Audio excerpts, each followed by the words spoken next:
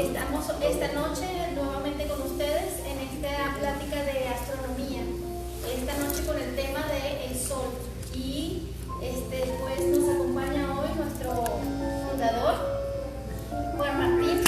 Y pues el tema está muy interesante. Vamos a aprender mucho sobre este astro rey. Adelante.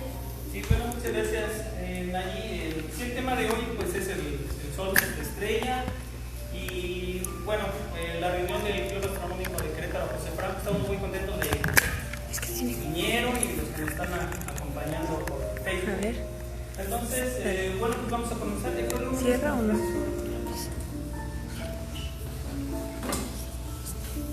Miren, brevemente, pues ese es el temario. El temario es qué significa la palabra Sol, el origen del Sol y del sistema solar, por lo tanto, composición del sistema solar.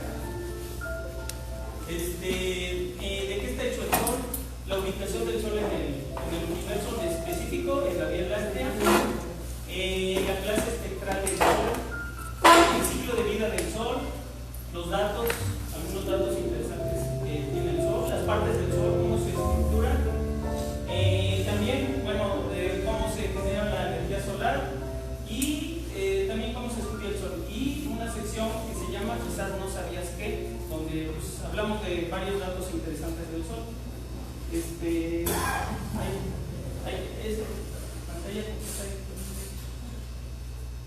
Ahí está. Sí, gracias. No sé si se ve bien ahí o Marco, ¿no haces favor de apagar la luz de allá o no sé si se alcanza a ver bien? Está atrás de la puerta.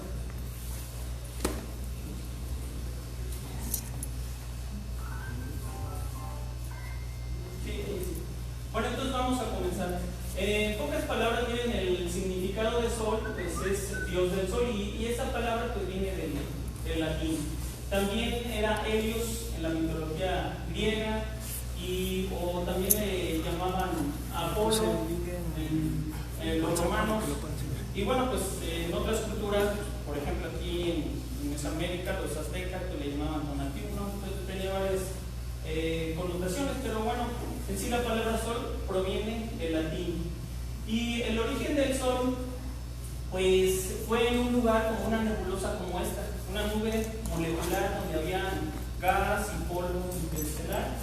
Entonces en algo parecido como esto, que es de la nebulosa del Águila, se originó el Sol. Y la teoría más aceptada hasta el momento es la teoría nebular moderna. Esta se originó pues por allá de los años en el siglo XVI. El primero que lo propuso fue Emmanuel Swedenborg, y en 1775 Immanuel Kant. De manera independiente, en 1796 por Pierre-Simon Laplace fue el que también propuso esa teoría nebular, donde la cual se originó el Sol. Y sí, bueno, pues el Sol surgió de una nebulosa como esa. De alguna manera hubo un evento que hizo que ese gas se contrajera de tal manera que se formara la estrella en nuestro Sol. Asimismo, alrededor de esta estrella que se formó por efecto de la gravedad, pudo haber sido una onda de choque o algo que comprimiera el gas de esa nube, se formaron los planetas, ¿no? O sea, ahora sí que se formó el Sol y a la vez se formaron los planetas. Se estima que el Sol tiene una edad de 4.600 millones de años. Entonces, alrededor del Sol estaba este disco protoplanetario, donde los planetas rocosos pues, estaban más cerca del Sol por la misma temperatura que rondaba alrededor del Sol. Y bueno, pues los planetas, por ejemplo, Júpiter, Saturno están más alejados, los planetas gaseosos, ya ahí había entre comillas, un clima más benigno para que ellos fueran acumulando hidrógeno y helio. Miren, aquí desde que hablamos de esa nube molecular y donde hubo algún efecto de tal manera que permitió que la gravedad actuara para que el gas se fuera acumulando y se formara el Sol, hasta la formación del sistema solar, se estima que ocurrieron 50 millones de años. 50 millones de años para poder formar todo un sistema solar como el que tenemos. Esto es lo que se estima, ¿verdad? Y la teoría de la nebulosa molecular pues ya ha sido confirmada porque, por ejemplo, aquí tenemos una fotografía del telescopio espacial Hubble de la nebulosa de Orión, donde aquí ya se ven y ya se han fotografiado esos discos protoplanetarios y esas estrellas que se están formando. Allí en la nebulosa de Orión, que ojalá ya tengamos oportunidad de ver hoy, es como un cunero de estrellas, ¿verdad? Se están formando muchas estrellas ahí. Y bueno, en cuanto a la composición del sistema solar, fíjense nada más aquí, composición del sistema solar.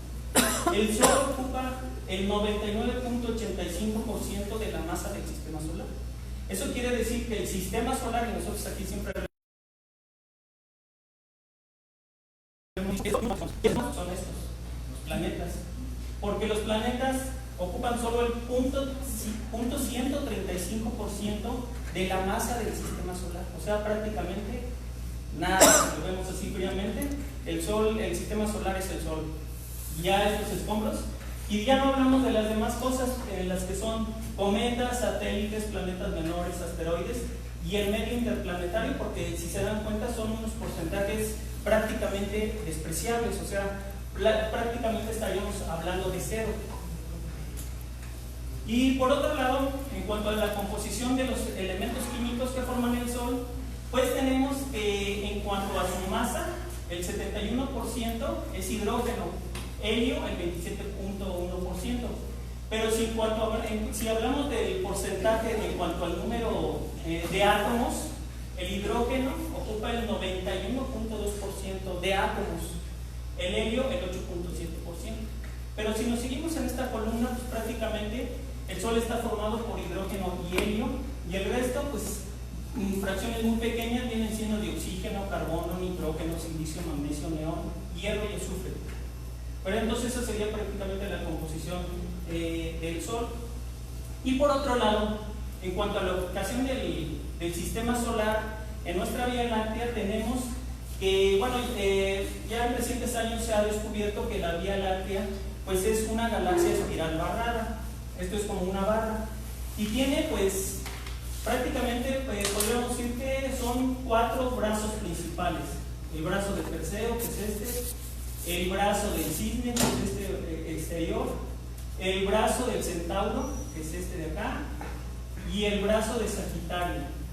Del brazo de Sagitario aquí se ve otro pequeño brazo que es la espuela de Orión, y en esta parte se ubica el Sol.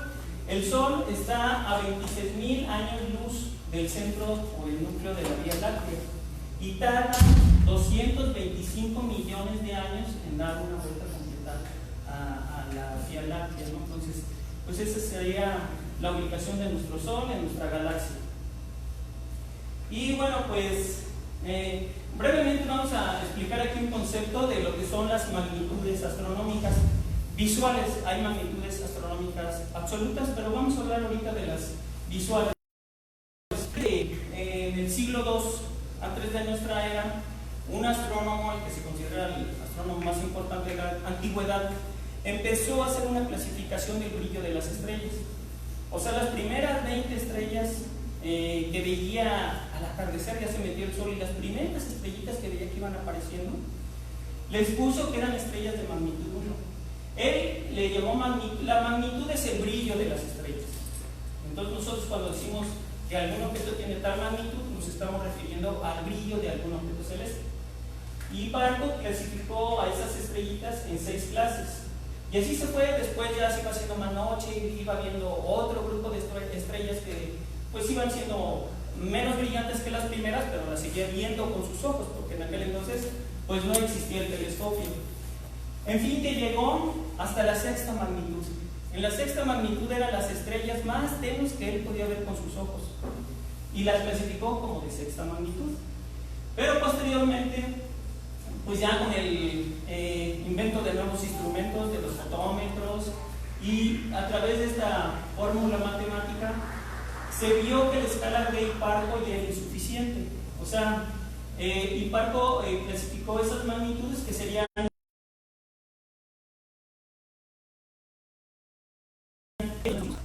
un número negativo. Por ejemplo, la estrella Vega quedó de magnitud 0, como una referencia. La estrella Antares era de magnitud 1. La estrella Polar o Polaris, aquí la redondearon los datos, es de magnitud 2. A lo que me refiero, si Hipparco hizo esta clasificación antes de la invención del telescopio, las estrellas más tenues que podía ver con sus ojos eran de sexta magnitud. Digamos, ya un objeto de séptima magnitud la podía ver o no la podía ver. No, ya allí ya necesitaba un instrumento. Bueno, ahora nosotros seguimos igual, necesitamos un instrumento astronómico para poder observar estos objetos celestes arriba de la magnitud 6. Por ejemplo, la galaxia de Andrómeda la podemos ver en un cielo muy oscuro, es de magnitud 5. Y luego viene el cúmulo globular M13 en Hércules de magnitud 7. Y luego, pues acá viene una galaxia espiral, la M58. M58, estas M son de un catálogo, es el catálogo Messier. En Virgo, pues es de 11ª magnitud. Todo esto arriba de magnitud 6 se necesitan instrumentos para poder observar estos objetos celestes. Pero nos vamos al otro lado, al lado de los números negativos, y tenemos objetos muy brillantes. Por ejemplo, la estrella Sirio, que es la más brillante de todo el cielo, tiene magnitud -2. Y ahorita, ya saben que allí está Venus súper brillante, tiene magnitud -4. El máximo de estrellas, este es un tipo de satélites que se llaman Iridium, muy brillantes, tienen magnitud -8. La luna en cuarto, creciente o menguante, tiene magnitud -10. La luna llena, magnitud -12.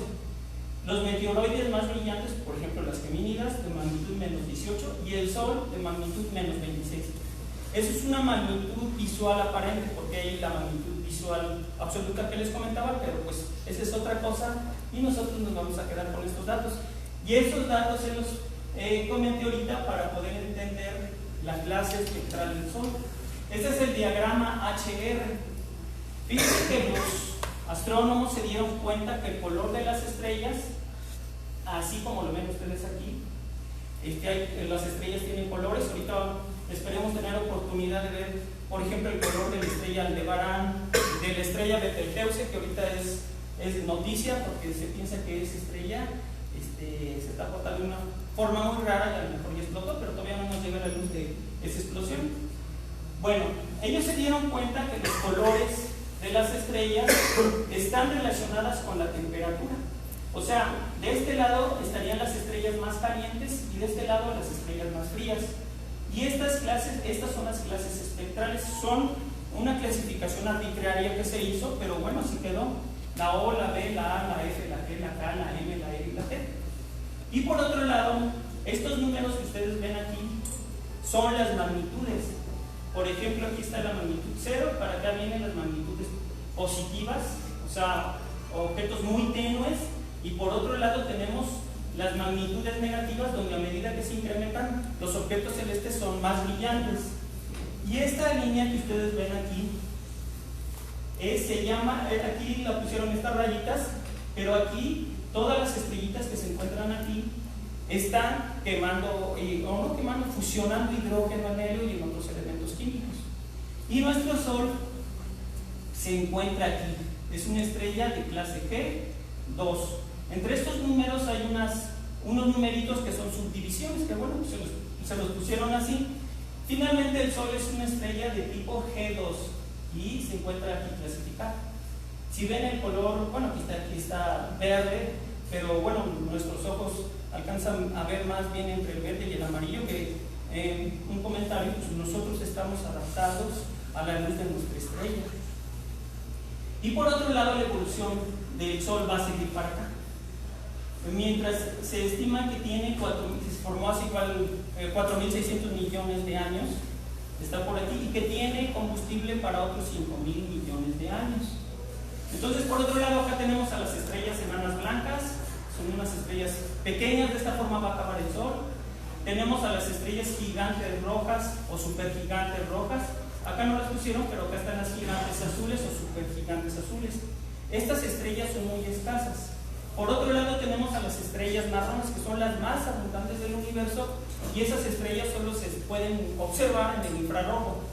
Y estas estrellas, se dan cuenta que son del tamaño de la Tierra, pero con una cantidad de masa y de materia del tamaño del Sol, que imagínense que quepa todo en la Tierra. Entonces una cucharada de cualquier materia que haya en esa estrella pues pesa toneladas, ¿no? El camino del Sol pues va a seguir por acá, algún día se va a transformar en una gigante roja, va a explotar en una nebulosa y va a acabar como una enana blanca.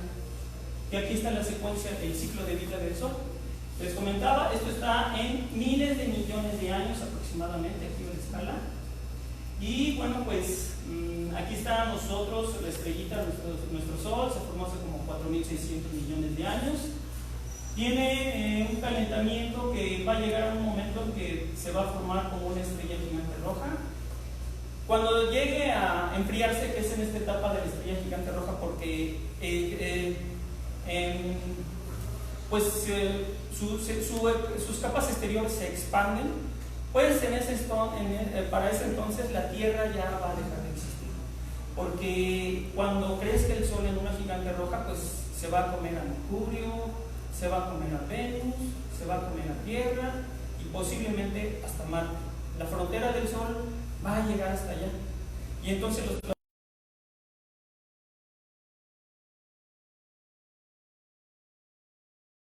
que en aquel entonces, ya cuando crezca esa estrella, pues esos planetas pues van también a sufrir transformaciones, pero eso se estima que ocurra, y lo digo porque luego dicen que si hay niños que debemos decir cuánto va a pasar, porque van a pensar que va a pasar la semana que entra y no, ¿verdad? Van a pasar 5.000 millones de años, se estima, de aquí para acá, cuando ocurra eso.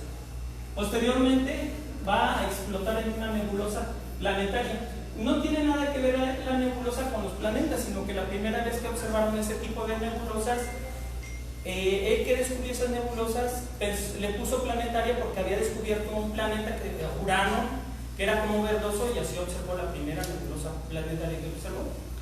Finalmente, bueno, pues el Sol va a acabar como una estrella enana blanca, que como les comentaba, pues es del tamaño de la Tierra, pero toda la masa del Sol está comprimida en una estrella del tamaño de la Tierra.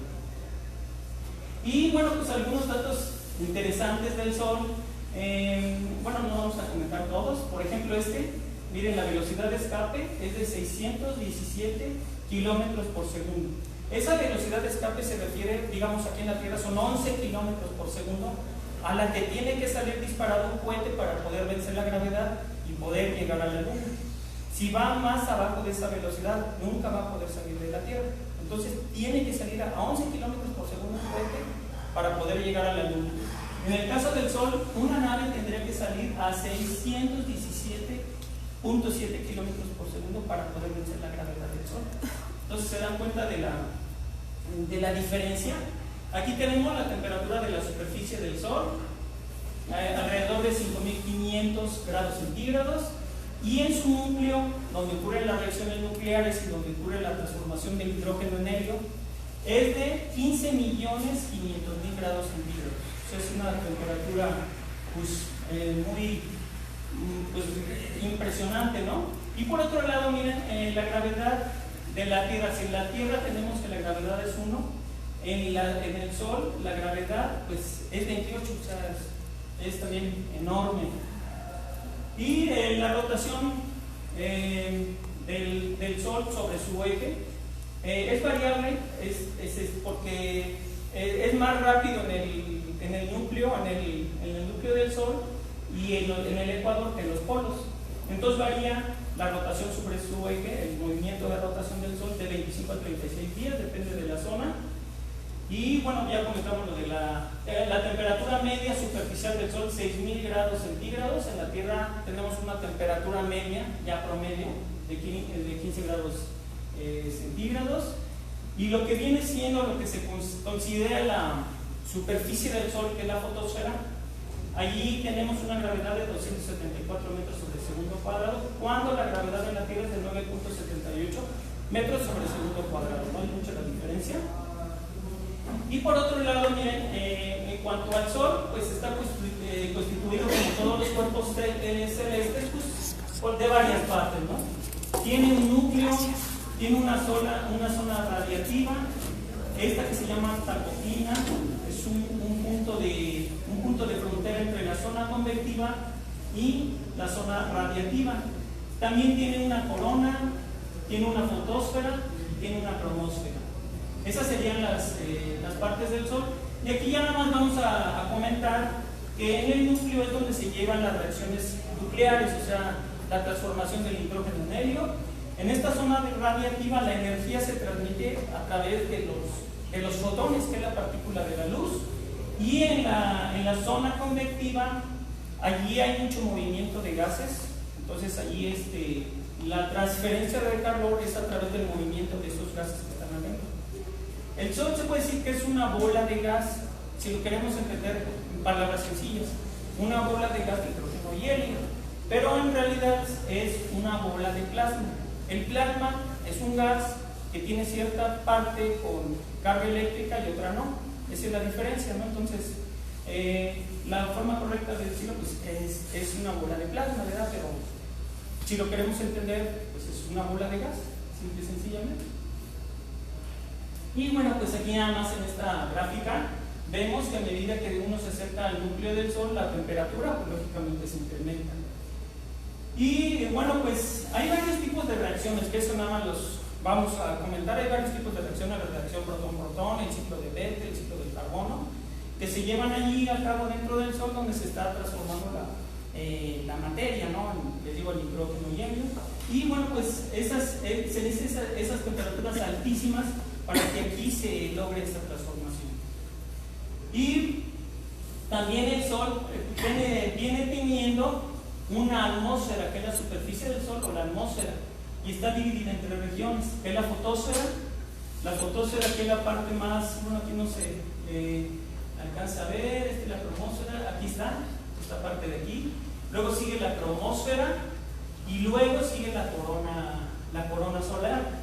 La cromosfera y la corona solar, pues esa solo se puede observar durante los eclipses, pero ahora algunos sondas espaciales, observadores espaciales como el SOHO, pues hacen como que un eclipse artificial, ¿no? O sea, porque tienen una rueda de tal manera que les permita observar solamente la cromosfera y la corona solar. O sea, se pueden hacer esos eclipses artificiales, pero nosotros aquí en la Tierra, cuando antes eran muy importantes los eclipses solares, porque con ellos se podía observar esas partes del Sol. Y la fotosfera es lo que viene siendo lo que se puede decir que es la superficie del Sol. Bueno, en la actividad solar, bueno, pues se lleva a cabo a través de las manchas solares, las protuberancias o llamaradas y el viento solar. Las manchas solares son como estas. Esas se deben a campos magnéticos. Estas zonas son más frías que lo demás del Sol, lo que rodea además, y sale de aquí unas líneas de campo magnético y aterriza acá. Eso es por el movimiento interno del Sol. Y bueno, pues aquí está el tamaño comparado de la Tierra con una de esas manchas solares. Entonces, estas zonas en realidad no son oscuras, sino que nosotros por contraste las vemos oscuras, a diferencia de estas zonas de por acá. La otra serían las protuberancias solares. Esas son como estas, fíjense, son así para entenderlo, son llamaradas del Sol, ¿no? Es gas muy caliente que sale despedido del Sol, y este es el tamaño de esa Tierra. Imagínense que una de estas llegara, pues nos achicharra todo, ¿no? Lo bueno es que también en la Tierra no está muy cerquita del Sol. Y el viento solar son partículas. Ya ven que un átomo está formado. A ver, de alguien que diga de qué está formado un átomo, así brevemente, en términos muy generales. Núcleo, protón y electrón. Bueno, el núcleo está formado por protones y neutrones, y los electrones. El viento solar, pues son esas partículas, protones y neutrones, básicamente, que vienen en dirección a la Tierra. Bueno, los que vienen en dirección a la Tierra también tiene un campo magnético que aterriza en los polos magnéticos. Entonces, cuando ese viento solar llega a ese campo magnético y interactúa con el campo magnético de la Tierra y lleva hacia los polos las descargas de esas partículas, que a su vez interaccionan con el gas de la atmósfera y se forman las auroras polares, no solo boreales, ¿no? Sino también hay auroras australes. Y este fenómeno es el que se forma.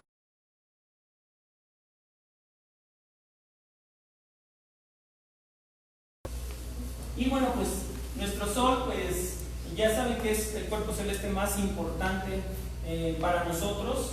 Realmente, pues da la energía necesaria para que a través de, por ejemplo, las plantas y a través de la fotosíntesis, pues puedan transformar esa energía en alimento para las plantas, y de allí viene una cadena alimenticia donde pues todos dependemos de esa cadena alimenticia. Realmente, si no existieran las plantas, pues no creo que pudiéramos estar aquí nosotros también. Y bueno, pues entre otras cosas también regula el clima. El clima, ya ven que la atmósfera pues tiene 5 capas, no me acuerdo los nombres de todas. Nada más la más baja es la troposfera, ¿no? En esta capa más baja de la Tierra es donde se desarrolla el clima de la Tierra, y el Sol pues es muy importante para regular ese clima, o en su defecto, no para regularlo, sino luego todo el desorden de clima que pues se debe ahí, ocurre ahí en la troposfera. Y bueno, pues nada más aquí mencionar, bueno, que se han enviado pues diferentes sondas para estudiar sobre todo la atmósfera solar, ¿no? ¿Qué es lo que se puede estudiar? Por ejemplo, está la SOHO, o sea, nada más vamos a mencionar algunas.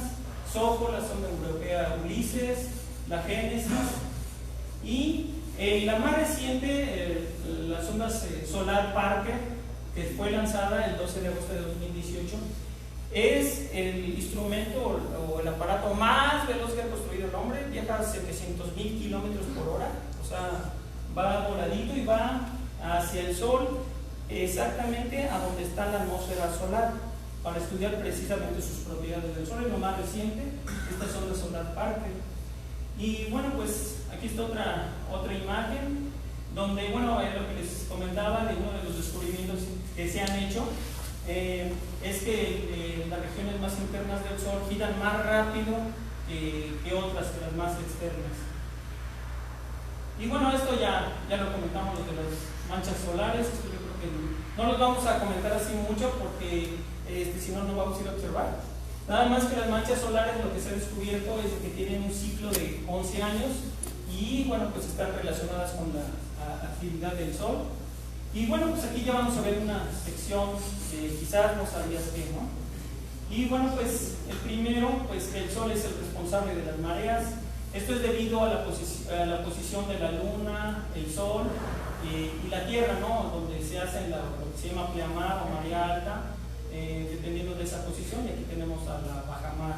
Y aquí está otro esquema con la misma descripción de los efectos de las posiciones de esos cuerpos celestes, y en el cual actúa la gravedad de la Luna, del Sol o en conjunto para provocar los diferentes tipos de mareas. El Sol, desde la antigüedad, también en todas las culturas, pues fue el Dios supremo. En realidad no estaban tan mal los antiguos al adorar el Sol. Y una de las culturas, pues no solo aquí en Mesoamérica, o sea, Mesoamérica sí fue muy importante, ¿no?, en cuanto a la adoración del Sol, sino algo que también es destacadísimo, que es la cultura egipcia, porque como todas las culturas en la antigüedad veían que lo que había aquí en la Tierra era una proyección en el cielo, ¿no? Y la Vía Láctea, nuestra galaxia, que se ve una como nubecilla, por ejemplo, los egipcios veían al río Nilo como una proyección de esa Vía Láctea, dicen que se ve el río Nilo celeste. Y en ellos era tan importante el Sol que sus ciudades las diseñaron en base al movimiento del Sol diario.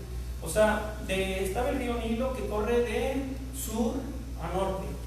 Y hagan en cuenta que el lado donde salía el Sol estaban construidas las ciudades, y del lado donde se metía el Sol, o sea, del lado occidental, estaban construidos los templos funerarios, las tumbas y los lugares donde se enseñaba a embalsamar, todo lo que tenía que ver con la muerte.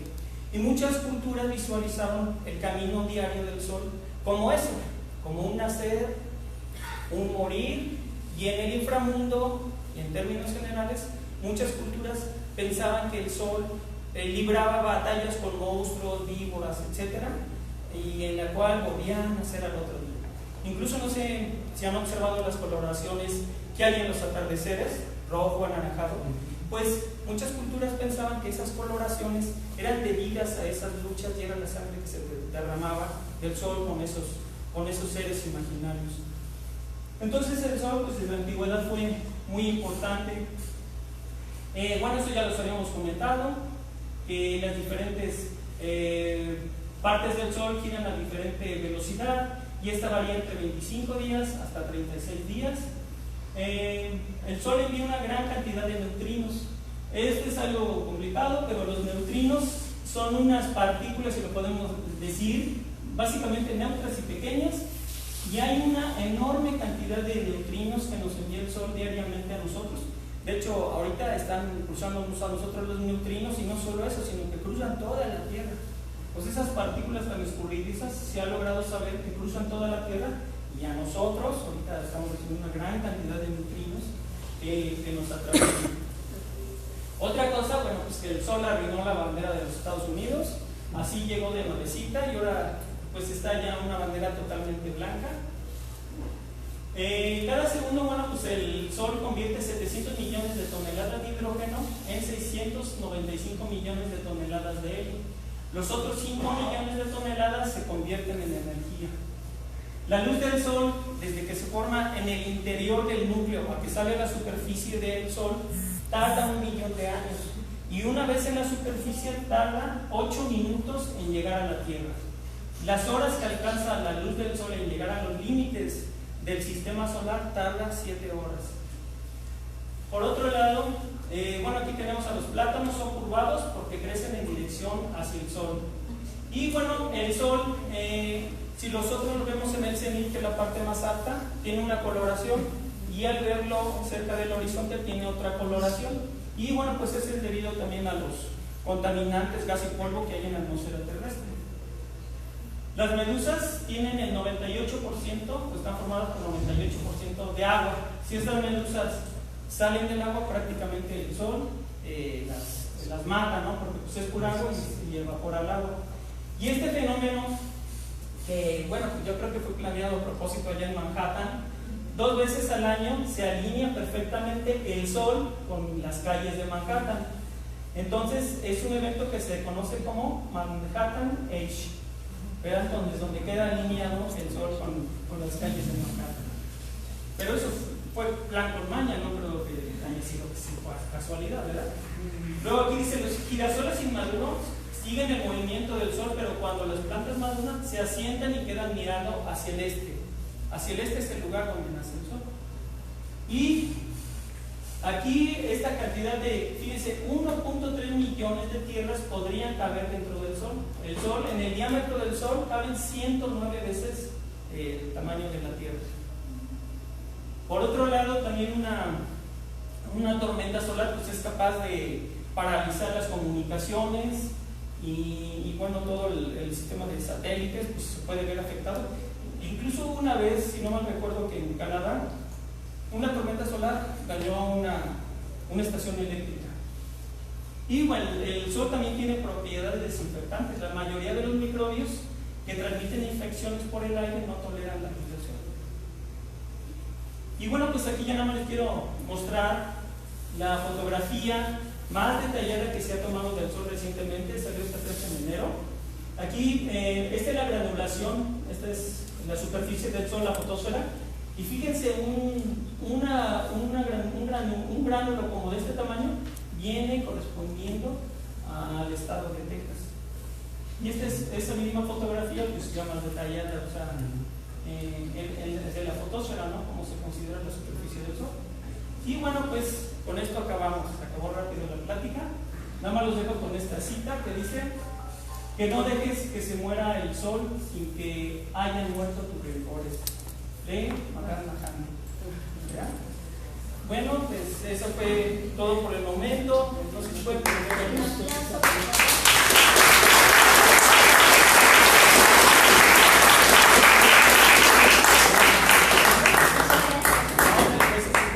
pues no sé si tengan alguna pregunta o si no, nosotros vamos a preguntar porque hay tenemos preguntas. Eso que dijo que el Sol, el Sol gira alrededor de cuántos años de la Vía Láctea. Sí, y cuando dice Hawkins que antes de morirse que comprueba que el universo se está expandiendo, que todas las galaxias están expandiendo, se están separando, y lo que menciona que da vueltas en tantos años, quiere decir que nunca pasamos por el mismo lugar del planeta. Pues el Sol tarda, bueno, sí ha pasado por el mismo lugar. Lo que pasa es de que nosotros tenemos poco, pero son 225 millones de años. Y la Tierra tiene 4.500 millones de años. Sí, ya ha pasado, ya ha dado vueltas, ¿no? Si tenemos desde que se formó, pues, si hiciéramos la vuelta, sí ya ha dado algunas vueltas el Sol y la Tierra alrededor de la Vía Láctea. Yo digo por ese fenómeno que dice Hawkins, que están separando todos se están separando todo el universo, no podemos pasar por el mismo lugar. ¿Sí? Bueno, nosotros no, o sea, la galaxia sería también, lógico eso. La galaxia también se está moviendo, pero yo allí hablo de que el Sol alrededor de la galaxia gira en ese tiempo, alrededor de la galaxia. La galaxia en sí también, nuestra galaxia también se está moviendo, o sea, esa es otra cosa no totalmente diferente. Y no sé si tengan alguna otra pregunta o comentario. Bueno, referente a lo de las magnitudes para observar la nitidez de una estrella, ¿esa misma escala se podría utilizar para observar una galaxia? Sí, esa misma escala, exactamente no sé cómo le hacen, porque una galaxia es un objeto difuso. Entonces, aquí estuvimos hablando de objetos, se puede decir que puntuales, ¿no? Debe de haber alguna manera de que se pueda comprimir toda esta nebulosidad y decir la magnitud. Pero sí, las galaxias, todo se refiere a magnitudes, a magnitud 11, a magnitud 12, de cualquier cuerpo celeste, galaxias o nebulosas o cúmulos globulares o abiertos, lo que sea, todo se puede referir a ese parámetro de magnitudes. ¿Por qué el Sol gira más rápido? Bueno, no sé cuál es la referencia, si más rápido pero más cerca del núcleo que estaba avanzado. Sí, en la estructura del Sol, como te digo que es como una bola de gas, entonces a medida que nos vamos introduciendo al Sol, la temperatura aumenta. Algo que tiene más temperatura, lógicamente se mueve más rápido, es más rápido. Y a medida que se va a la superficie, es menos temperatura. Haz de cuenta que en el núcleo 15 millones de grados centígrados contra 6.000 grados centígrados de la superficie. Y como es un gas, todo eso origina diferentes movimientos y velocidades. ¿Verdad? Por eso es posible que, como decía Hawkins, que entre más está el centro, más rápido es el giro por la gravedad, entre más lejano es más lento. Y así gira la galaxia. Dice que están en medio hoyo negro de millones de años, digo de millones de tamaño del Sol, al centro del. Bueno, ese es alrededor de un agujero negro. La misma fuerza gravitacional de ese agujero negro sí hace que allí el gas se caliente muchísimo y que las estrellas que están en frontera con ese agujero negro sí giren más rápido por la.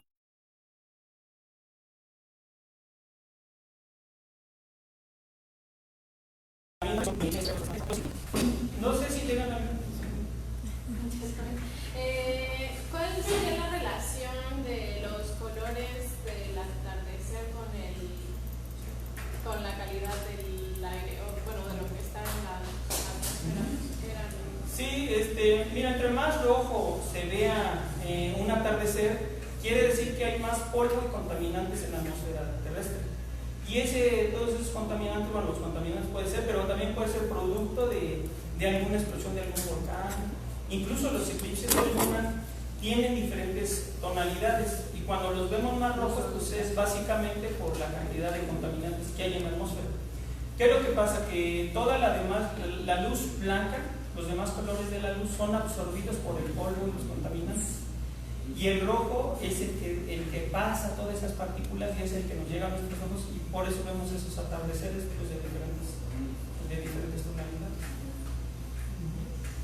No sé si tengan alguna otra pregunta o comentario.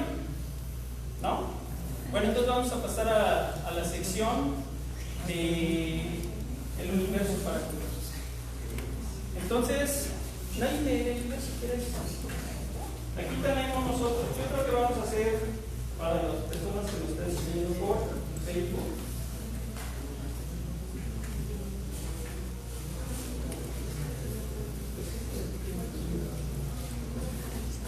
Y vamos a hacer 3 preguntas aquí. Vamos a hacer 3 para todos los presentes. y al que atine pues, le vamos a dar un aplauso porque no tenemos anotaciones.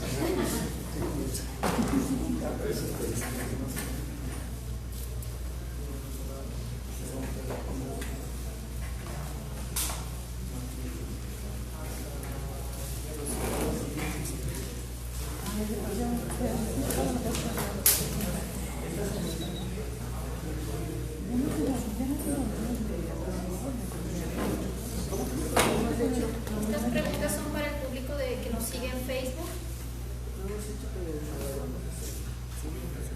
Al diámetro del espejo primario de un telescopio se le conoce como ocular.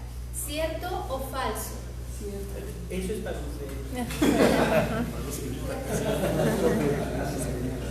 Estas dos preguntas que restan no las contesten porque son para los compañeros que nos siguen allá en Facebook y ahorita vienen las preguntas.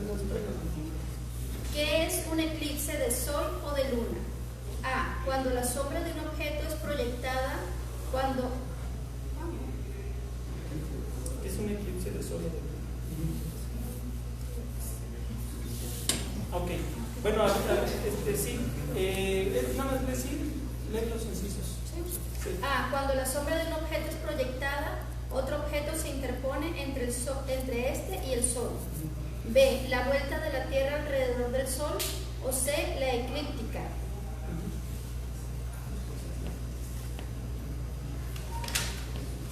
Y la tercera pregunta para Face.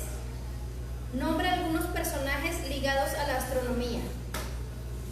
¿Se sabía? Ajá, entiendo. Y ahora sí, estas preguntas son para todos ustedes. El que sepa la respuesta, primero levante la mano. No vaya a decirla así porque si no, no nos damos cuenta. Primero levante la mano y ya le damos la oportunidad de que la responda si sabe la respuesta. ¿Sale? ¿Carmen? Las luces observadas en los polos terrestres causadas por la interacción del viento solar con las partículas de nuestra atmósfera se conoce como A. Auroras. B. Centellas. C. Rayos celestes. Auroras. Muy bien. Un aplauso, por favor.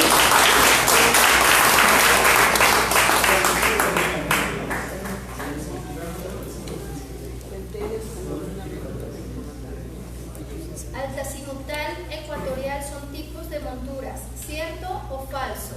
Levante la mano. Cierto. Muy bien, otro aplauso para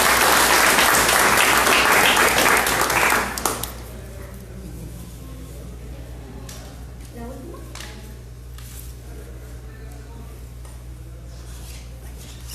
¿Cómo se llama la capa que rodea a la Tierra y nos protege de los rayos ultravioletas del Sol? Levante la mano. Atmósfera.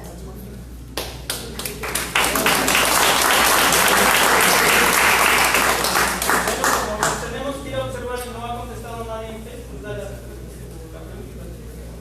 Al diámetro del espejo primario de un telescopio se le conoce como ocular. ¿Cierto o falso?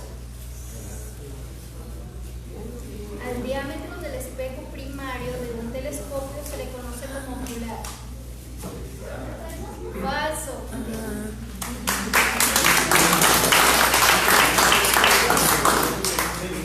¿Qué es un eclipse?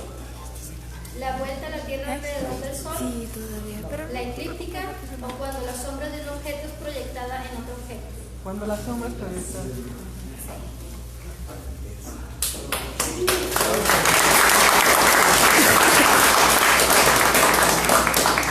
Nombra algunos personajes ligados a la astronomía. ¿Cómo? Nombra algunos personajes ligados a la astronomía. Galileo,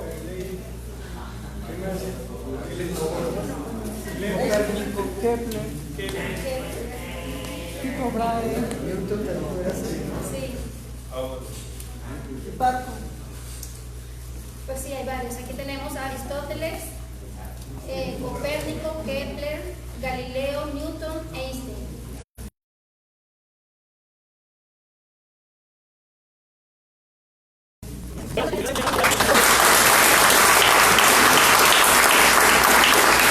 Antes de irnos a la observación, siempre acostumbramos a tomarnos la foto del recuerdo. ¿verdad? Si quieres, ya nos despedimos de... La plática del próximo jueves. Ah, bueno, perdón, de veras, antes de...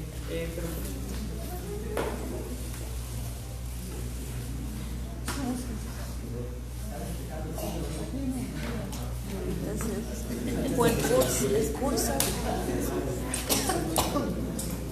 o el maratón. También los invitamos el próximo 22 y 23, si me corriges, de marzo. Bueno, el maratón es el 28 y 29 de marzo. 28 y 29 de marzo vamos a tener el maratón Messier. Quienes deseen inscribirse, ya están abiertas las inscripciones. Va a ser en Bernal. Va a ser en Bernal, sí. Se va a realizar en Bernal.